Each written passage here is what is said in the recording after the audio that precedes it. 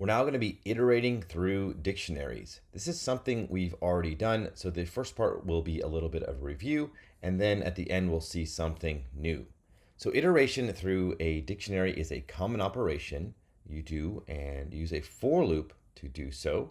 And by default, iteration happens over the keys, which is a little bit surprising since there's two parts to a dictionary, the key and the value, but if you don't specify anything, it just happens over the keys. So let's take a look at this. Here's our students dictionary. And if we iterate through this, I'm going to use the word key as a loop variable. So for key and students, I'm going to just print out the keys. I just want to see what happens when I iterate through this dictionary. So it ignores the values. This is very interesting. The values are completely ignored. You don't get access to them when you iterate over the dictionary. So you just get the key and in the loop. So we did learn how to iterate through the values. So I'm going to just copy and paste for value and students.values. We learned about this method over here, the values method. And so this time it'll just go through the values one at a time and you get access to them. Now, we also said there is a keys method.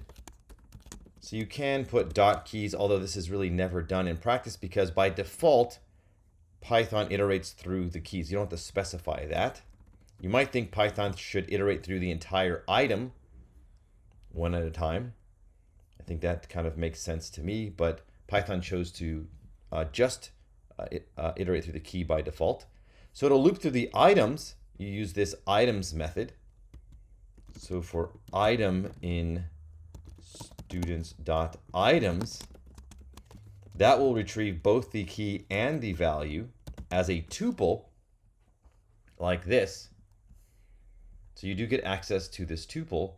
Now another way to do this is a very common way. So this is something brand new, is that you can actually put two variables in here as the loop variable to match the key and the value. So you can say key comma value like this. So this looks bizarre at first, but what this will do is it'll take this tuple, this is the item, so for each iteration, and it'll assign key to be the key and value to be the value. You just have to separate them by a comma. And then over here, we can say, we can print, let's use an F string now. Say key is key and value is value like this, and it will neatly substitute them in the proper place. So this is called unpacking.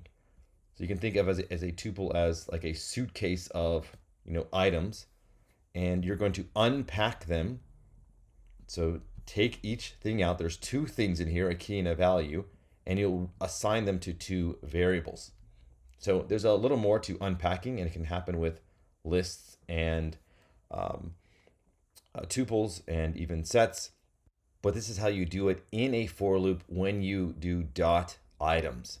So you can always do key comma value like this and then get access to the key individually and the value. So this is actually probably the most common way to iterate through a dictionary, is to extract the key and value with the dot items method and to unpack them into their own variables. That way in the loop you have individual access to both the key and the value. So we'll see some examples of this upcoming. All right, so that is how the many different ways you can iterate through dictionaries.